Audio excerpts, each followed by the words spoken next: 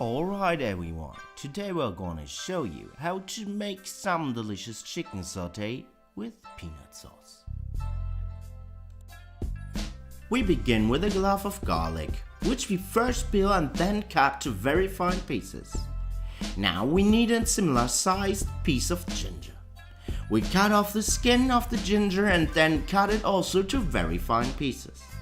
Since we want our chicken satay to be spicy, we need a chili pepper. First, we remove the green part and then the seeds.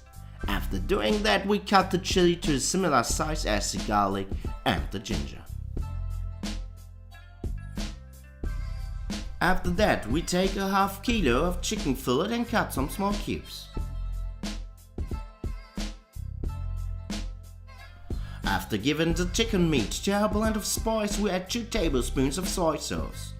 Also, some juice of a half lime fits perfectly well to our chicken satay. After mixing everything well, we have to pin the chicken meat on some small wooden skewers. Place everything in the fridge for at least 1 hour. For our sauce, we need a handful of raw unsalted peanuts. Put them in a pan with a small amount of oil and roast them round about 2 minutes. When the peanuts are roasted, we cut them into very fine pieces. Now we take our hot pan and after heating a small amount of oil in it, we add a tablespoon curry paste and fry it for around 1 minute.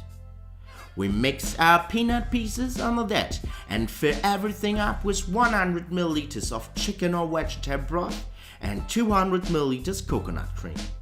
Now let the sauce boil for another 2 or 3 minutes. To thicken our sauce, we add a good tablespoon of peanut cream.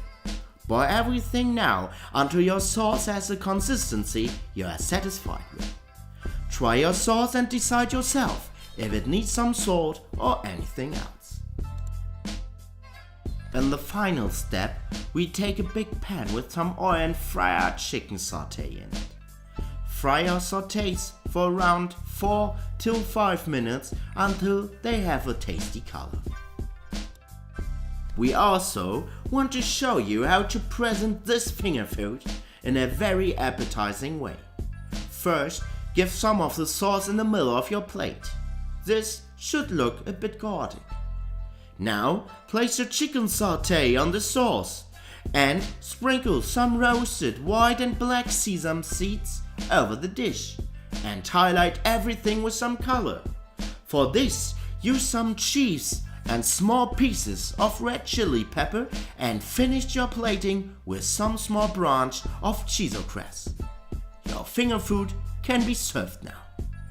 We hope you had fun to watching our video and try the recipe yourself. You can support our work by giving this video a thumbs up or share it on social media like Facebook. Thanks for watching. Have a nice day. Over and out.